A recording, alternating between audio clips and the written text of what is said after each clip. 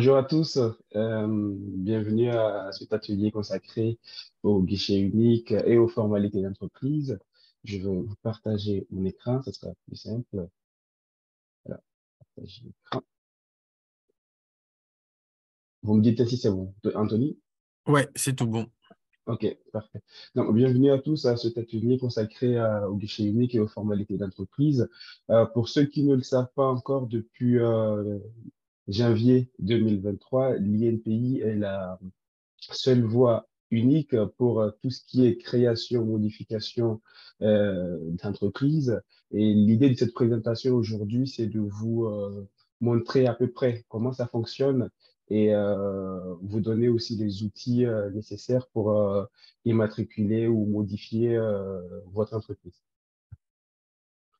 Avant d'entamer le vif du sujet, j'aimerais faire un focus sur le contexte de la création du guichet unique. Pourquoi est-ce que ce guichet a été créé? Eh bien, peut-être que certains d'entre vous le savent déjà. La loi Pacte qui a été décidée en 2019 a été promulguée dans le sens où le gouvernement voulait faciliter un peu la vie des entreprises.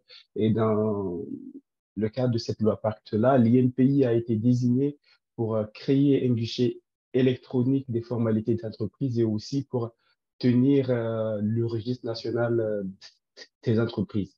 Bon, voilà, ça c'était juste pour vous remettre dans le contexte la création de ce guichet unique-là qui a été donc décidé en 2019.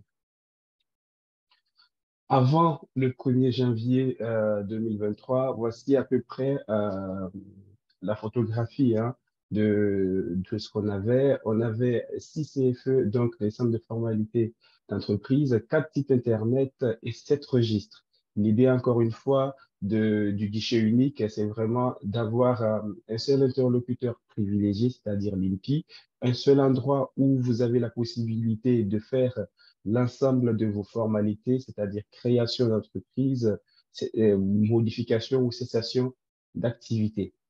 On avait donc, avant la création du guichet unique, euh, 6 centres qui étaient tous compétents pour connaître de ces formalités-là et 4 sites Internet et 7 registres. L'idée du guichet unique, encore une fois, c'est de simplifier la procédure et d'identifier de manière très précise euh, un seul interlocuteur, en l'occurrence l'INPI. Alors, depuis le 1er janvier 2023, comment ça fonctionne? Concrètement, aujourd'hui, si vous êtes au début de votre projet et que vous souhaitez vous immatriculer, ce qu'il faut faire, c'est vous connecter tout simplement au site de l'INPI.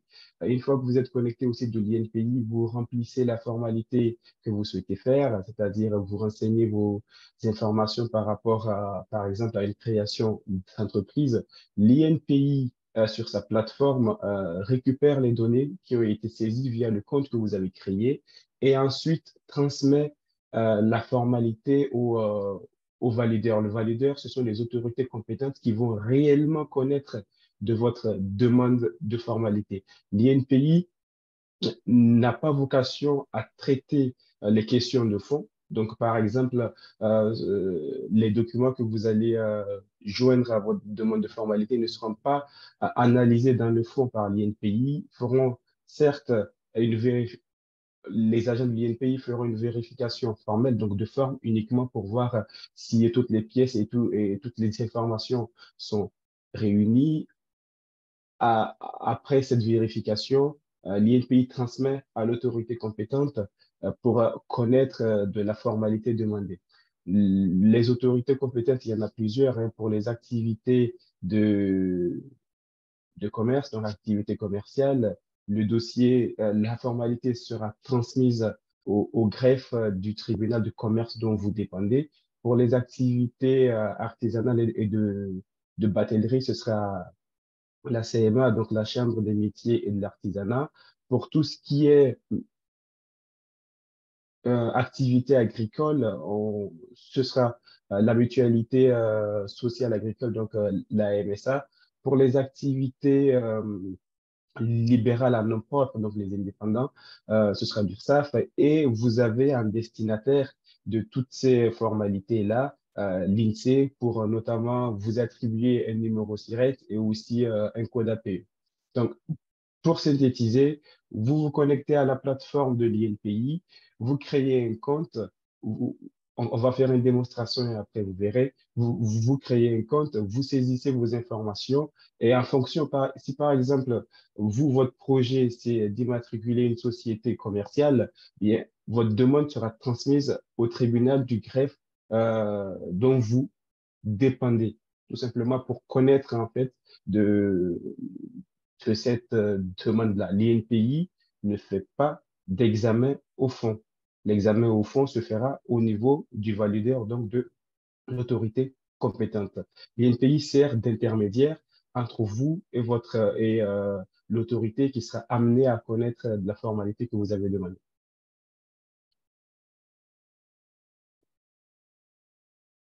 Est-ce que vous avez des questions jusque-là ou ça va? Pour l'instant, je vois rien dans le chat. OK, d'accord. On poursuit alors. Ah, le guichet unique, comme je l'ai dit, hein, ça concerne toutes vos formalités d'entreprise, peu importe la forme juridique ou l'activité concernée, et ça s'applique bien sûr à tout le territoire euh, national. Donc, aujourd'hui, la plateforme a été lancée au 1er janvier 2023. Nous ne sommes pas encore totalement fonctionnels sur tous les aspects. Donc, pour tout ce qui va être cessation d'activité ou modification, donc un changement d'adresse par exemple, on réoriente pour le moment, c'est temporaire, c'est vraiment provisoire, on réoriente sur le guichet entreprise qui existe toujours et qui permet donc d'assurer une continuité du service public en attendant que le guichet unique reprenne la main dans un mois ou deux, en tout cas le plus tôt possible. Donc aujourd'hui, pour toutes les formalités de création d'entreprise, vous pouvez vous connecter au guichet unique, il n'y a absolument aucun problème. Vous pourrez faire votre formalité d'immatriculation, mais pour tout ce qui est modification, cessation d'activité, à ce jour en tout cas, on réoriente vers le site du guichet unique en attendant d'implémenter toutes ces fonctionnalités-là dans le guichet unique. Donc, voilà. Pourquoi le guichet unique? Parce que celui-ci présente un certain nombre d'avantages et une facilité d'accès à toutes les formalités, quelle que soit la forme juridique ou le secteur d'activité. Une fois que vous avez créé votre compte sur le site de l'INPI, donc sur le portail e-procédure précisément, eh bien, vous aurez la possibilité de suivre depuis votre compte sur votre tableau de bord l'évolution en fait de votre formalité. Vous pourrez donc savoir très précisément où en est la formalité par rapport à votre demande. Vous avez aussi la possibilité de faire des dépôts, par exemple, s'il y a une correction sur un document demandé par une autorité compétente, que ce soit le greffe du tribunal, la CMA ou même la MSA, vous avez la possibilité de faire suite à cette demande-là via votre compte qui sera créé. Et plus globalement, vous aurez une visibilité sur l'état d'avancement du traitement de la demande. Sur les guichets Faisal, uniques, oui, pardon, excuse-moi, première question. Pour un changement d'adresse, ça se fait aussi sur le guichet unique? à ce jour, les changements d'adresse ne sont pas encore opérationnels sur le guichet unique. Il faudra, si votre immatriculation a été faite sur le guichet unique, vous pouvez faire la modification sur le guichet unique.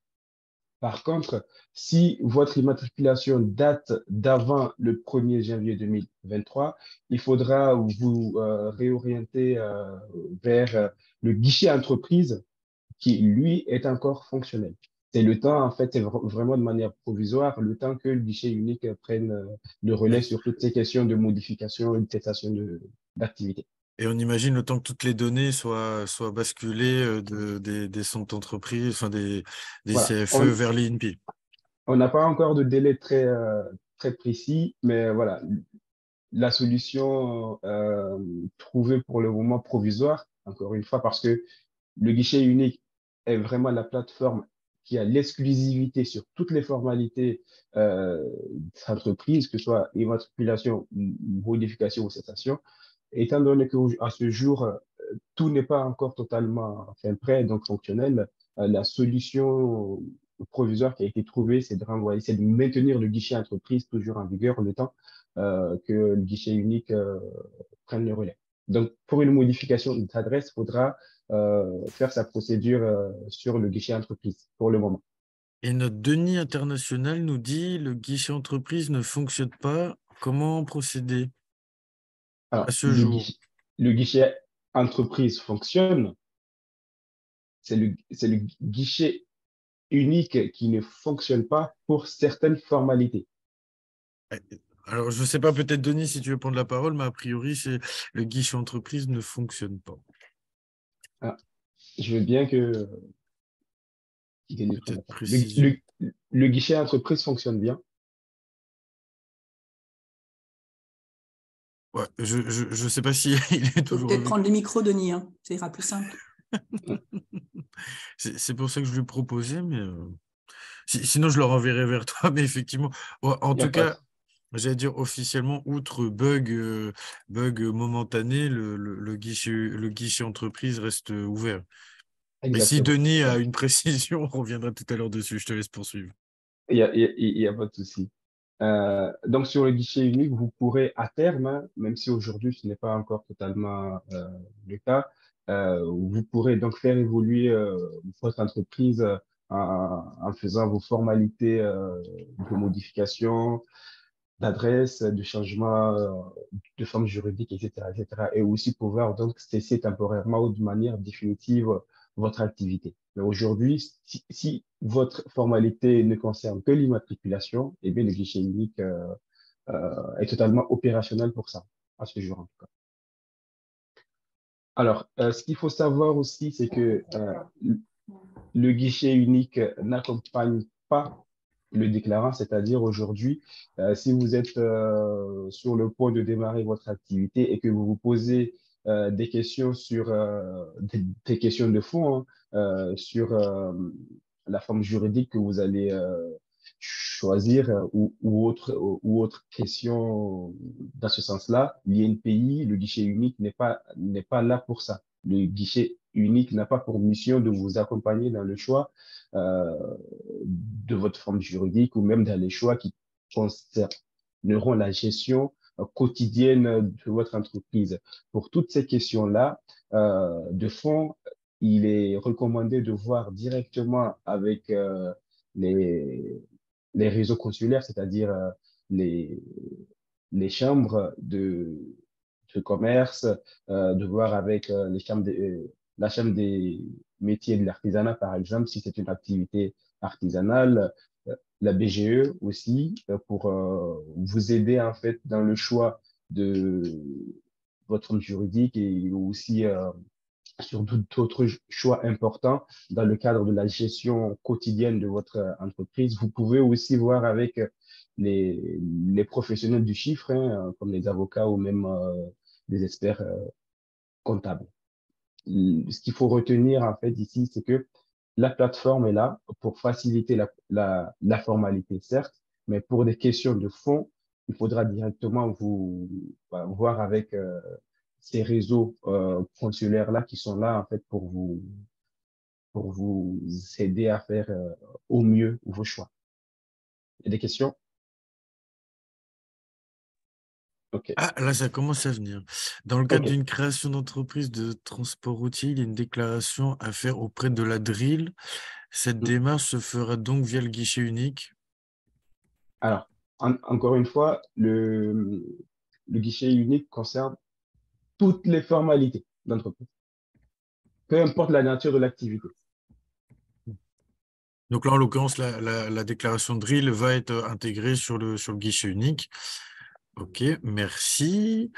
Faisal. Et déclaration de chiffre d'affaires mensuel pour une micro-entreprise se fait aussi sur le guichet unique.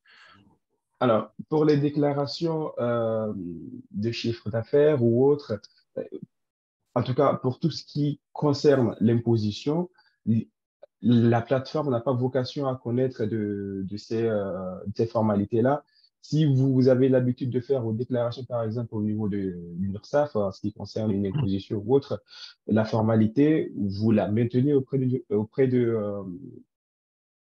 cette déclaration-là, vous la faites toujours auprès de l'URSSAF, par exemple. L'INPI, c'est les formalités de création, de modification et de cessation Hmm. d'activité. Voilà. Bon, Pour les déclarations. Oui, non, j'allais dire, pardon, j'allais dire, on reste bien sur les démarches administratives et de gestion. Tout ce qui est fiscalité, ça reste sur exactement. votre, j'allais dire, quotidien traditionnel et sur Totalement. les plateformes, enfin, de déclaration traditionnelle. Voilà, c'est totalement ça. Commencer par le statut juridique et le régime fiscal, là, c'est la même chose. Donc, voilà. Nous allons voir ensemble. Là, on va faire une petite démo. Là, vous avez en fait les différentes étapes pour faire une formalité, hein, tout simplement.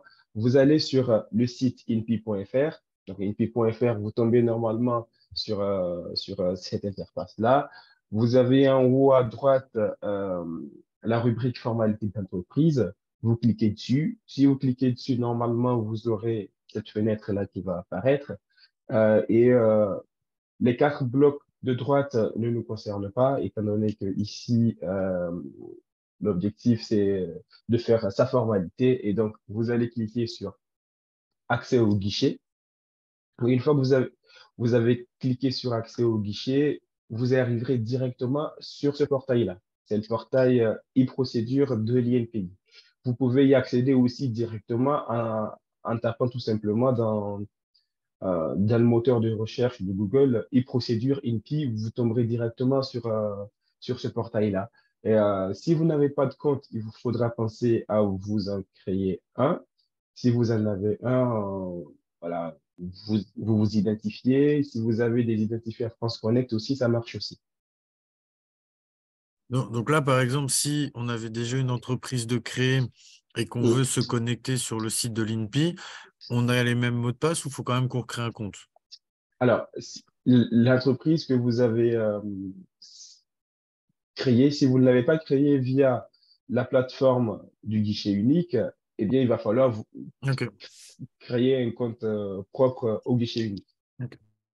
Voilà. Par contre, une fois que vous avez créé votre compte sur le portail e-procédure, pour toutes les prochaines fois, il vous suffira juste d'insérer vos identifiants et de pouvoir donc suivre l'évolution de la formalité. Une fois que votre compte est créé, vous arrivez directement sur cette page-là et la mission primaire initiale de l'INPI, c'est la propriété industrielle, hein. C'est pour ça que vous voyez les quatre blocs de droite là qui concernent les dépôts de marque, les dépôts de brevets, dépôts d'essais et modèles et autres formalités que vous pouvez faire. Mais ce n'est pas le sujet du jour. Une fois que vous êtes sur cette page-là, vous allez directement dans la rubrique entreprise. Si vous souhaitez faire un dépôt d'une formalité, eh bien, vous cliquez sur déposer une formalité. Si c'est plutôt un dépôt de compte annuel, il faut un dépôt de compte annuel en fonction en fait de votre besoin. Vous cliquez sur euh, la formalité qui vous concerne. Donc là, on suppose que c'est une création d'entreprise, donc déposer une formalité d'entreprise. Vous arriverez, une fois que vous avez cliqué sur déposer une formalité d'entreprise, vous arrivez euh, à ça. Et là, en fait, vous avez la possibilité de faire votre création d'entreprise. Vous souhaitez créer une entreprise, vous cliquez sur créer une entreprise. Vous souhaitez faire une modification ou une cessation, vous cliquez sur le champ au milieu. Si c'est un dépôt de compte annuel que vous souhaitez faire, vous cliquez sur dépôt de compte annuel. Là, nous allons essayer de simuler une création d'entreprise. Donc, créer une entreprise. Une fois que vous avez cliqué sur créer une entreprise, on vous demandera de renseigner la forme d'entreprise voulue. Et ici, pour les besoins de la démonstration, je pense que j'ai choisi entrepreneur individuel. Donc voilà. Vous choisissez la forme de l'entreprise, là, entrepreneur individuel. Vous verrez apparaître un certain nombre d'éléments à renseigner et vous poursuivez tout simplement votre formalité. C'est assez intuitif, hein, donc il suffit de se poser et de bien lire et surtout, bien renseigner les bonnes informations. Pourquoi? Parce que, comme je l'ai dit au début, vous avez des valideurs, l'INPI reçoit la formalité est ensuite transmise au valideur. Donc, si par exemple vous êtes sur une activité commerciale et que euh, le dossier doit être envoyé au greffe, vous saisissez des informations erronées ou bien vous commettez une erreur et que l'information saisie correspond plutôt à la CMA, le dossier sera envoyé à la CMA. Et donc, ce qui veut dire que une fois ce dossier envoyé à la CMA sera retourné pour incompétence. Donc, la CMA va se déclarer incompétente pour connaître de la formalité. Et donc, ce qui vous aura fait perdre du temps, quoi. C'est pour ça qu'il est vraiment très important de saisir très précisément les informations correctes. Tu voulais intervenir, Anthony? J'allais dire oui pour aller dans ton sens, d'où l'intérêt de se faire accompagner, on le répétera jamais Oh, c'est ça. assez. Et Monsieur Bornès, pardon, demande, mais à quoi correspond mon compte entreprise sur ce site? Le compte entreprise sur... Sur le site de l'INPI, enfin sur la plateforme du coup. Alors, le compte qu'il faut créer, c'est un compte sur le portail e-procédure. Oui. Voilà. Là, Donc, j'ai je sais pas, vous pourrez peut-être préciser la la question, parce que je question. suis Ouais, pas sûr que ça soit très très clair. Si, comme Faisal l'a dit, vous aviez créé avec le guichet entreprise, de toute façon, il faut recréer sur la première connexion que vous ayez créée ou pas créée encore, en fait, sur votre première connexion, recréer un compte ou passer via le France Connect. Je rappelle que l'INPI est une structure publique. public, ouais. Et derrière, vos informations seront rebalancées, entre guillemets, rebouclées, donc ils auront les informations. Mais vous Alors, pourrez préciser tout à l'heure. sur la plateforme e-procédure de l'INPI, où vous êtes de toute façon, pour accéder aux différentes formalités du guichet unique, vous êtes obligé de créer un compte.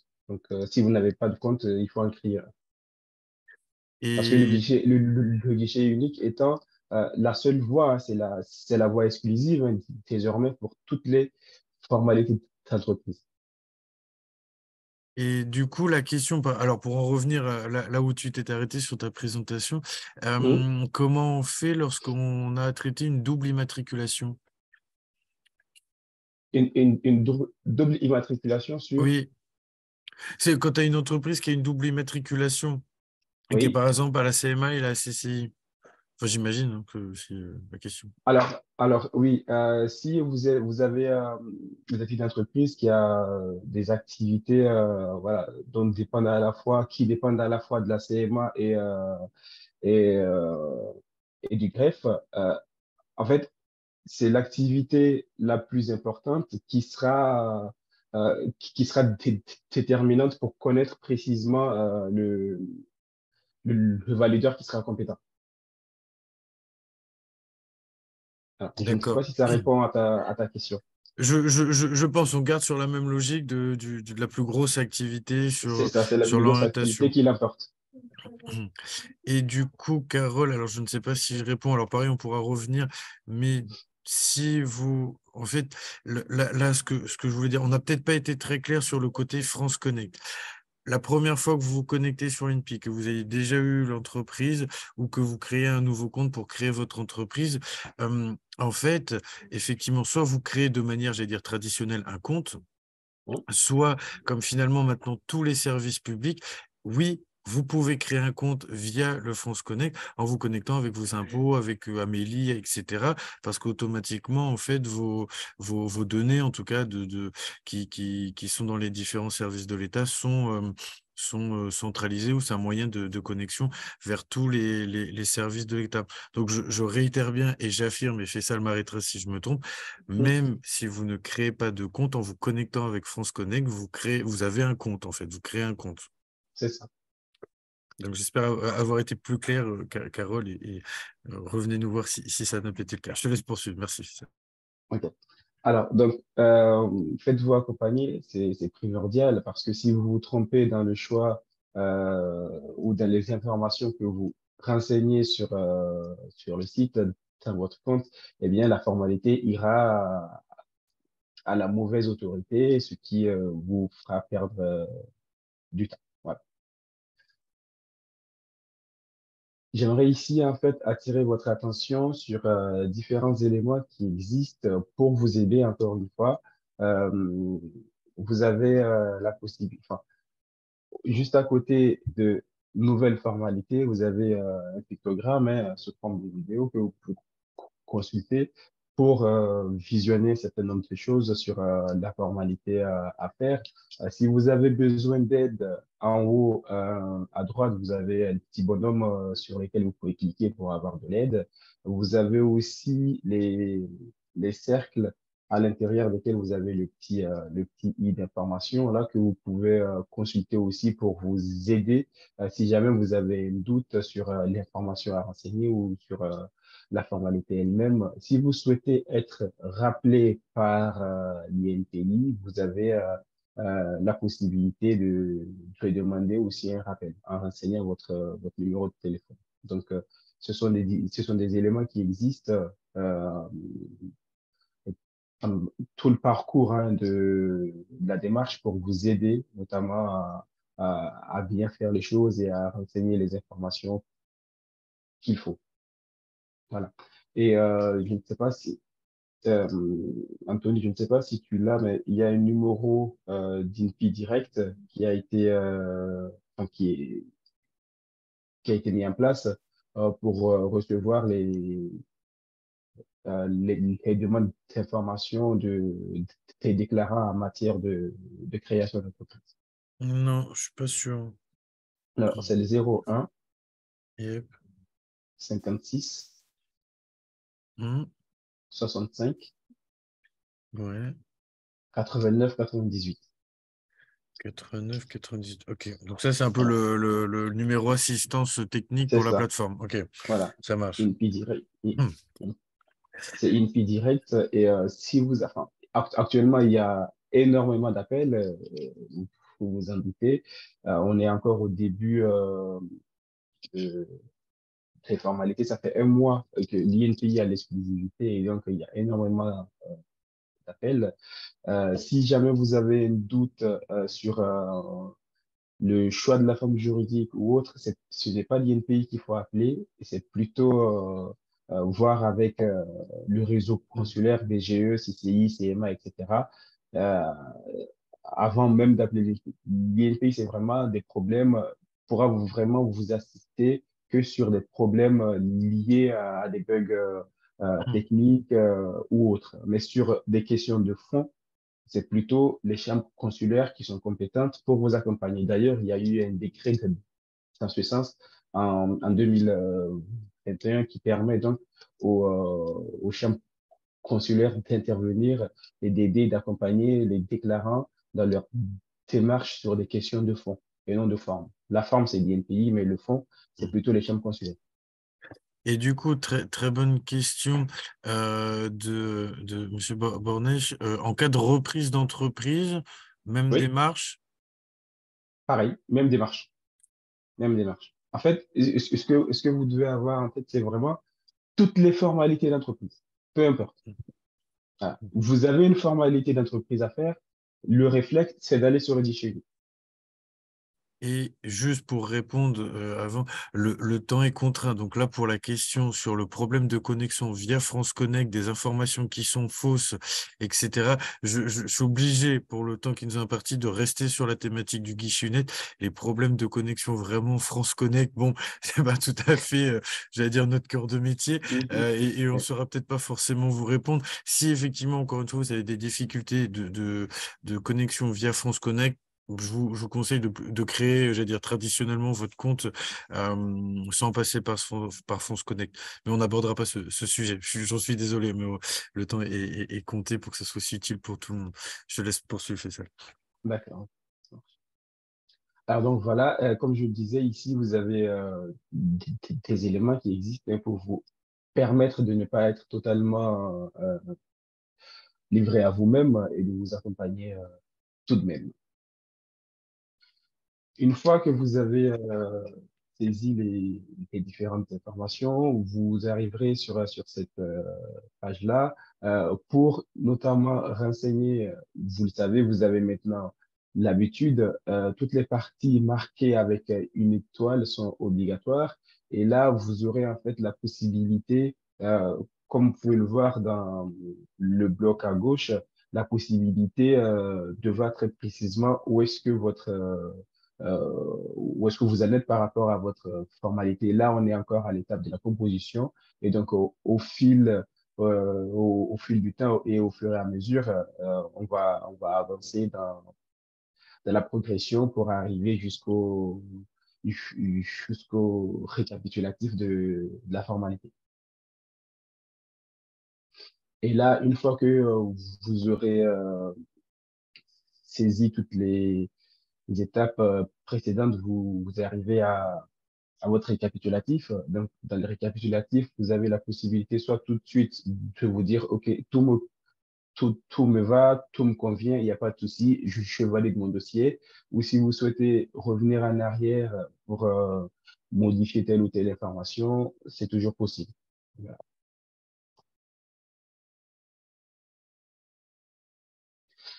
Une fois que vous avez définitivement terminé votre formalité, vous avez une synthèse de dépôt. Cette synthèse de dépôt, vous pourrez aussi la retrouver dans votre compte personnel. Donc, synthèse qui fait donc le récapitulatif de toutes les données fournies par vous, donc par le déclarant ou son mandataire. Euh, et- et il est vrai que ça, je ne l'ai pas dit. Vous pouvez soit faire la déclaration vous-même ou passer par un mandataire type BGE, CCI, etc. Donc, qui pourront vous aider à faire la procédure.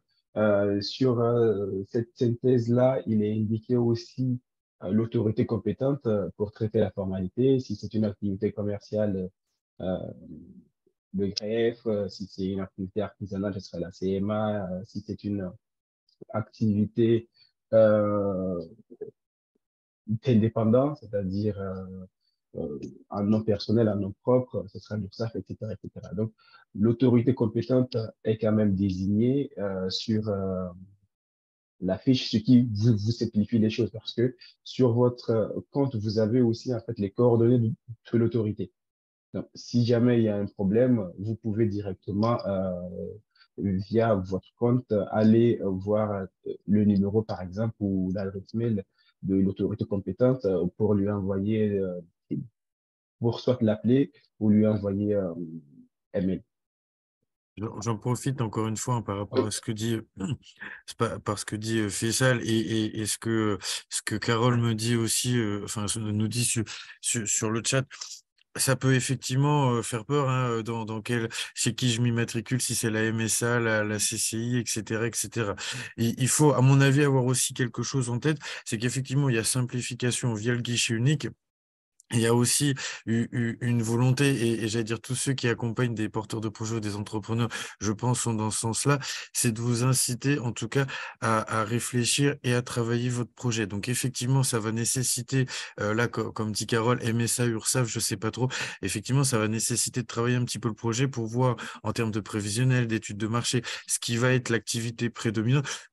Ce qui finalement devrait toujours se faire, hein, mais on est conscient que tout le monde se fait pas accompagner. Mais pour limiter aussi les risques, alors c'est pas pour vous embêter, c'est parce qu'on sait qu'il y a un grand nombre d'entrepreneurs et souvent en entreprise individuelle, et je me permets sur toutes les visios de souvent le rappeler, d'entrepreneurs qui s'immatriculent en micro-entreprise, qui est un régime fiscal qui n'est pas toujours le plus adapté, mais qui effectivement est souvent le plus rapide, hein, qu'on fait en 15 minutes sans accompagnement. Et aujourd'hui, un micro-entrepreneur, c'est, je crois, 600 euros de chiffre d'affaires par mois, donc ce qui ne permet pas forcément d'en vivre, etc. Donc, il y a à la fois eu cette démocratisation, maintenant aussi cette vigilance, donc d'inciter à vous faire accompagner. Vous n'êtes pas seul, donc c'est aussi pour ça que les structures existent, toutes autant qu'on est, pour vous orienter, comme le dit Faisal. Après, vous avez aussi j'allais dire des structures qui vont aller peut-être plus vite, des cabinets d'avocats, les cabinets comptables, juridiques, etc., qui sont spécialisés sur certains domaines. En tout cas, c'est vraiment l'idée aussi de pouvoir préparer votre projet en amont et effectivement de travailler pour optimiser vos chances. On dit toujours, hein, c'est bien d'immatriculer des gens. Le mieux, c'est que ce soit des chefs d'entreprise qui puissent en vivre. Donc voilà, c'est aussi un message, j'allais dire, de Sensim. Du coup, l'équipe de Compte-à-Fonds nous dit il y a un problème au niveau des bénéficiaires effectifs quand on immatricule une société détenue par une autre société. Un problème de quelle nature? Moi, je veux bien vous préciser parce que là, je suis un peu hors compétence sur le montage, le montage de structure. Donc, si l'équipe Compte-à-France de Barbery veut aller un petit peu plus loin dans sa question. Oui, en fait, donc quand on immatricule une société, à un moment donné, il nous demande de préciser les bénéficiaires effectifs. Quand c'est des personnes physiques, il faut mettre le pourcentage de détention des droits de vote et Ok. des titres. Il n'y a pas de souci. Quand c'est D'accord. une holding qui détient la société qu'on immatricule, on peut cocher la case que le bénéficiaire effectif est le dirigeant de la société. Sauf que là, il ne nous demande pas le pourcentage de détention. Et moi, j'ai le greffe qui m'a rajouté ma formalité parce qu'il me demande le pourcentage de détention. Mais quand je suis sur le site de l'INPI, je n'ai pas le renvoi pour ça, pour donner cette information. Donc, il y a un bug, à mon avis, à ce niveau-là. Là, je comprends Ok. mieux. D'accord, ok. Ok. Voilà. Ah, oh, oh, c'est plus une problématique technique, hein, c'est ça, hein? En fait, les greffes veulent le pourcentage de détention, quelle que soit la détention de la société, que ça soit via une personne morale ou en direct par une personne physique. Et quand on met que c'est via une personne morale et que c'est le dirigeant de la personne morale qui est bénéficiaire effectif, sur Oui, votre guichet, on oui. n'est pas envoyé de manière indirecte pour définir le pourcentage de détention. Et donc, du coup, le greffe, il nous rejette la formalité parce qu'il nous dit qu'il n'a pas le pourcentage de détention. Donc, sur le guichet unique, vous n'avez pas la possibilité Non, d'indiquer le pourcentage. pas dans ce D'accord, ok. cas-là.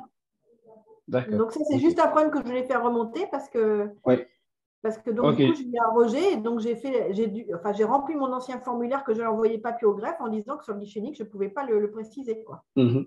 Ok. Bon, je vais remonter Voilà. euh, Et il y a une la autre question. problématique. Oui. Des fois, on a des demandes de régularisation sur le guichet unique. Mhm. Par exemple, j'ai fait 5 immatriculations. Sur Mhm. les 4, pas de souci. Les derniers, on me dit que comme j'ai le mandat chez Compte à France, que je n'ai pas produit ma carte d'identité. Or, j'ai produit mon passeport comme j'ai fait dans les 4 autres D'accord. formalités. Et Et c'était on me passé. demande de régulariser alors que le passeport est bien joint et on me demande 3 euros et des bananes alors que j'ai bien mis toutes les pièces. Et je le D'accord. régularise Ok. auprès de qui? Ok. Parce que Normalement, toutes les régularisations se font directement avec l'autorité compétente. Euh, D'accord? Si vous me dites que vous avez fait exactement la même chose 4 fois et qu'il n'y avait pas de souci, c'est la 5e fois qu'il y a eu un souci. Oui. Moi, je veux bien, si vous pouvez m'envoyer les références du dossier pour que je regarde en interne, que je sollicite nos collègues du guichet unique pour leur demander précisément pourquoi c'est passé les 4 précédentes fois et pourquoi pas. Et pas euh, celle-là, oui. voilà, c'est ça. Donc, si vous pouvez m'envoyer par mail, de toute façon, à la fin de la présentation, je peux. Vous laissez le Je mail? vais D'accord. voilà, voilà. Donc, Merci. et vous pouvez m'envoyer.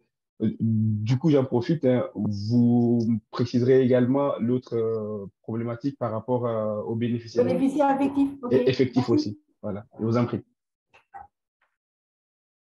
Voilà. Alors, je poursuis. sur la synthèse du dépôt, vous aurez aussi le numéro de l'IAS qui vous permettra prochainement de retrouver plus facilement votre dossier. Et si on est sur une création, une immatriculation, vous avez une signature à faire, mais c'est une signature électronique simple. Par contre, si c'est une modification ou une cessation d'activité, là, on vous demandera un certificat de signature électronique avancé que vous pouvez obtenir auprès d'organismes de certification, hein. Mais si vous n'en connaissez pas, ce que je vous conseille, c'est de voir directement avec l'Agence nationale de sécurité des systèmes informatiques pour tout simplement voilà, avoir la possibilité de fournir ce certificat de signature électronique avancé là pour les formalités de modification et de cessation. Là, vous avez en fait un visuel sur le tableau de bord.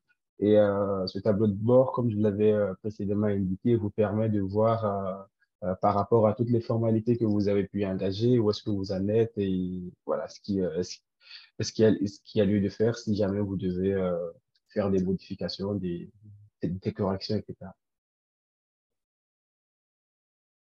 Alors, après la création, au début, je vous l'avais indiqué, par rapport au contexte de la création du guichet unique, la loi Pacte promulguée, qui a été décidée en 2019, vise vraiment la simplification de la vie des entreprises. Et donc, dans ce sens-là, il y a eu une fusion, hein, tout simplement, du registre de commerce et des sociétés, du registre des métiers et aussi du registre des actifs agricoles. Et aujourd'hui, l'idée, c'est d'avoir un registre national des entreprises qui sera alimenté principalement par les informations que vous fournissez sur la plateforme du guichet unique. Et maintenant, si vous avez des questions, je suis preneur. Et juste pour information, vous avez aussi une page qui est dédiée aux formalités d'entreprise. Voilà. Vous pouvez aller regarder. Il se peut que vous trouviez des informations précises à des questionnements que vous pouvez déjà avoir, hein, sur la page qui est dédiée aux formalités d'entreprise. C'est votre moment question. Il vous reste 12 minutes. On peut soit faire le chat pour répondre plus rapidement. Si vous avez une prise de parole alors, sur des sujets aussi complexes que les collègues de Compta France, c'est mieux pour l'explication sur le papier. Oui, comme je vous l'ai dit, le support vous sera envoyé. Alors après, je vous transmettrai peut-être pas forcément l'adresse de Faisal, comme vous l'avez compris. Ce n'est pas l'agent technique INPI et pas forcément le CFE, mais en tout cas, voilà, à voir. Mais oui, vous aurez bien la présentation et puis il y aura un petit délai de téléchargement, mais le lien aussi avec le replay si vous voulez revenir tranquillement ou revoir la petite démarche que Faisal vous a montré. Des questions? J'ai l'impression pas spécialement. On a beaucoup de porteurs de projets aussi, donc c'était plus peut-être pour sa culture. Alors, dans l'onglet documents, donne des informations dans quel domaine? Je visualise pas bien, si vous pouvez être précis.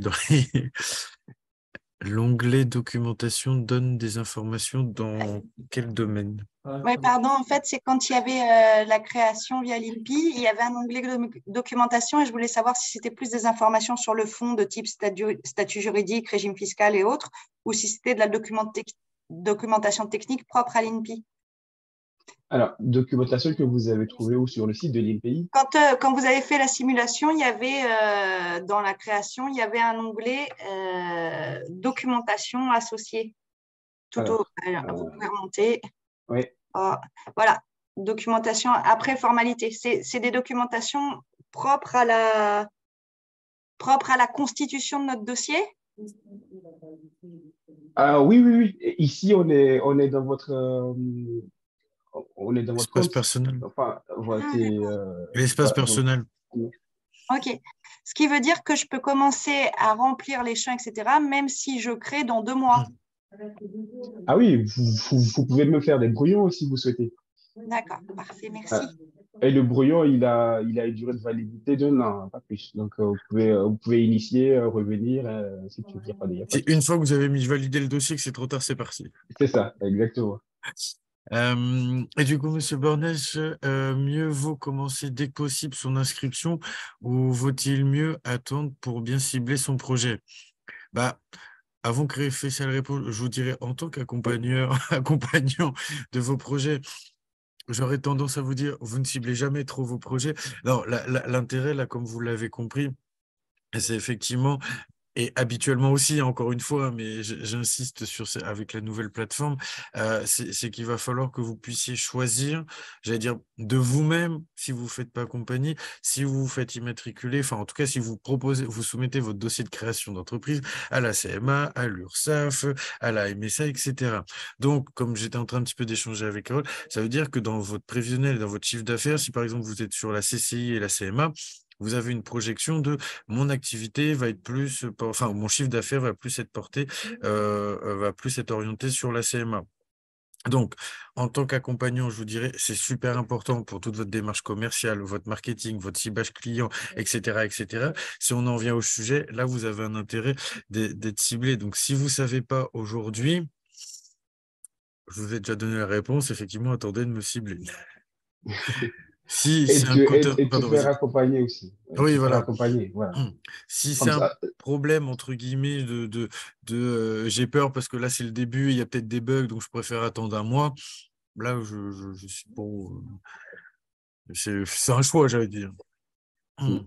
Alors, la notion aussi du temps, c'est vrai qu'il y avait des immatriculations qui étaient assez rapides, d'une semaine, 15 jours mhm, max.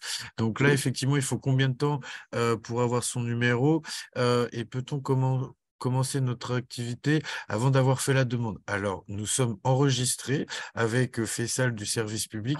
Si vous n'êtes pas immatriculé et que vous n'avez pas fait la demande, par essence même, c'est du travail illégal. c'est ça. Donc, nous ne pouvons pas vous inciter à commencer votre activité avant d'être immatriculé.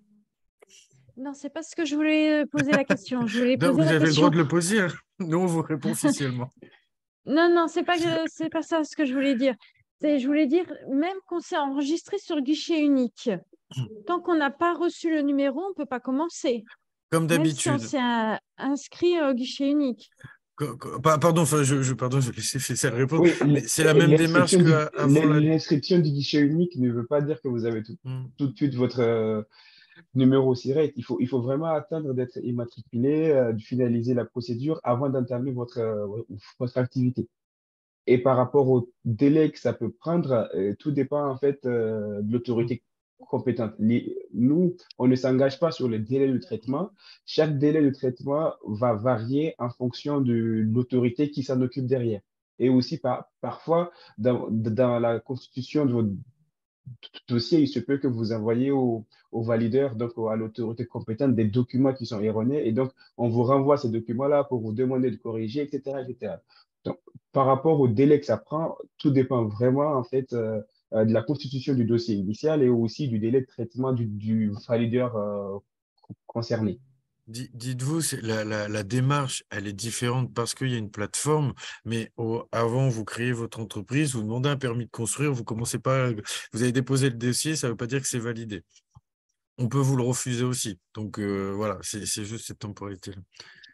Et commencer l'activité en couveuse. Alors, je ne sais pas si c'était une question en rapport avec la plateforme, mais dans tous les cas, vous ne faites pas d'immatriculation lorsque vous êtes en couveuse d'entreprise, donc vous n'avez pas lieu de vous immatriculer puisque vous utilisez, justement, c'est le principe d'utiliser le numéro La de couveuse. SIRET de la couveuse pour tester votre activité avant de créer. Donc, je ne sais pas si c'était ça, j'essaie de traduire, je pense. 5 minutes, on peut prendre encore une ou deux questions. Et pour nos collègues de la compta, voici l'adresse mail à laquelle il faut envoyer vos problématiques rencontrées.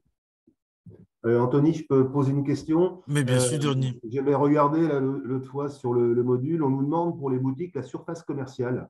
Je voulais simplement que FSM nous précise, surface commerciale, est-ce que ça comprend les réserves ou pas pour une boutique? Alors, et on vous a demandé quoi, pardon? La réserve Surface commerciale. commerciale du local. Alors parfois, on a une surface de vente de 50 mètres carrés, si c'est une boutique de centre-ville, et puis on Ouais. a 20 mètres carrés de stockage, bureau, réserve. Est-ce que l'on doit marquer la surface complète ou prendre uniquement ce qu'on pourrait appeler la surface de vente, qui se rapprocherait plus de commercial? Ok. Je vous avoue que je n'ai. Ouais. C'est normal, là tu montes en technique, hein. Là tu as un spécial. Non, mais Non, mais on tu peut as avoir la raison. réponse plus tard, hein, c'est pas, ça ne me pose pas de souci. Hein. Ouais, je vais bien que vous m'envoyer par mail le problème, comme ça moi je le remonte et puis ensuite je vous fais un retour par mail. Ce Voilà, sera. ben, je vais courir dans le bureau de ma collègue et puis je vais lui demander de Ok, rajouter dans le Et- mail. ça marche, Et sinon, ça on marche. enverra des mails de temps en temps, on passera par Anthony. Maintenant qu'on se connaît, ce sera plus facile. Oui, Mm, et mm. ça aussi par rapport aux partenaires, c'est vrai que là, on a un niveau de technicité des fois de questionnement qui est un peu plus précis et à mon avis qui est peut-être pas toujours tout anticipé par la plateforme en fonction du basculement des données. Ben oui, parce que comme tu le sais, on en fait beaucoup, nous, de Bah création. oui. En cas de changement de statut, exemple, auto-entrepreneur SARL, le changement s'effectue sur ce site. Et oui, la question de est-ce que c'est payant, Féchal? Est-ce que ça se fait sur un changement de Ah, statut, ça se fait aussi sur le site et sur le combien tu prends? alors, moi je ne prends rien. Je suis un service public. L'INPI ne facture pas. On n'applique pas en fait de surcoût sur la formalité à faire. Par contre, si le valideur applique des tarifs, ben, ce sera en fait ces tarifs-là qui sont acquittés sur le guichet unique. Donc, l'INPI récupère le montant versé via le guichet unique et le reverse derrière au valideur. Mais l'INPI lui-même n'applique pas de surcoût. Et par rapport au prix, voilà, ce sera le prix affiché enfin, décidé et appliqué par l'autorité compétente qui sera appliquée, tout simplement, en fonction de la formalité, donc de la démarche. Mais l'INPI n'applique pas de surcoût. Et donc, totalement gratuit. Le service de guichet unique est gratuit. Par contre, les prix appliqués par les valideurs sont à acquitter. Là, pareil, je refais le parallèle entre comment, là, sur les questions, comment les prix, comment savoir les prix en amont, etc. Quand on fait ça, je vous dis, c'est les autorités compétentes, donc les CFE, les consulaires, etc., etc. Donc, c'est elles qui fixent les prix. Donc, sûrement vous renseignez auprès d'elles pour savoir combien ça coûte. Changement d'adresse, est-ce que c'est payant, Faisal?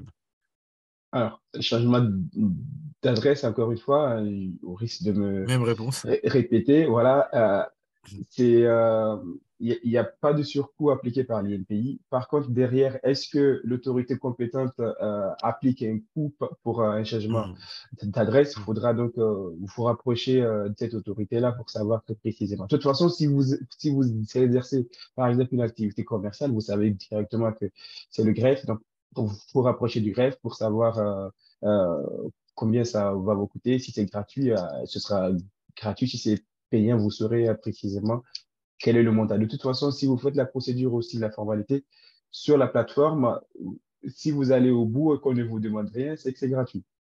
Si une fois que vous êtes au bout et qu'on vous demande de payer, c'est que c'est payant. Ça marche. On reste toujours la même plateforme. C'est une plateforme qui centralise, ça veut dire que ça reste les autorités compétentes, comme tu dis, C'est ça. qui décident des tarifs, des tarifs de modification ou pas, etc. J'allais dire, c'est juste, la porte d'entrée, c'est l'INPI, c'est réparti chez les opérateurs qui, eux, fixent Mhm. leurs prix, leurs conditions, leurs démarches, leurs documents, etc. Je reviens juste parce que je ne veux pas m'écarter. Il est 14h59, donc on est pile poil dans les temps Mhm. et de vous et de Faisal. Couveuse d'entreprise, alors juste une information générale, effectivement, c'est en gros utiliser une association qui a une structure juridique pour tester son activité. Donc vous allez rentrer dans un dossier, toutes les activités ne rentrent pas en fonction des couveuses d'entreprise, mais en tout cas, vous allez pouvoir tester votre activité pendant 1 an, 2 ans. voir si vous avez du chiffre d'affaires. Pendant ce temps-là, vous ne touchez pas votre chiffre d'affaires, vous le gardez sur un compte, vous continuez à toucher vos prestations sociales comme Pôle emploi, par exemple. Et à la fin, vous pouvez voir si vous avez de la clientèle ou pas, ça peut vous apporter un capital et derrière, effectivement, vous faire prendre la décision de créer ou de ne pas créer. Mais ça, pareil, sur ces questions-là, on est hors plateforme. Je vous invite à aller voir vos conseillers, vos conseillères BGE. Et puis, si vous n'êtes pas accompagné, vous aurez compris le message, faites-vous accompagner. Je vous remercie. Encore une fois, si vous avez des besoins, n'hésitez pas à me faire un petit mail, mais vous aurez le support. Si vous avez besoin de suivre notre actualité sur toutes ces visio-thématiques et notamment la prochaine avec également l'INPI le mois prochain qui va concerner toutes les marques, les logos, etc. Vous pouvez nous suivre sur les réseaux sociaux. Et puis, je vous souhaite une bonne après-midi. À bientôt. Au revoir. Merci, au revoir. Au Au revoir. revoir.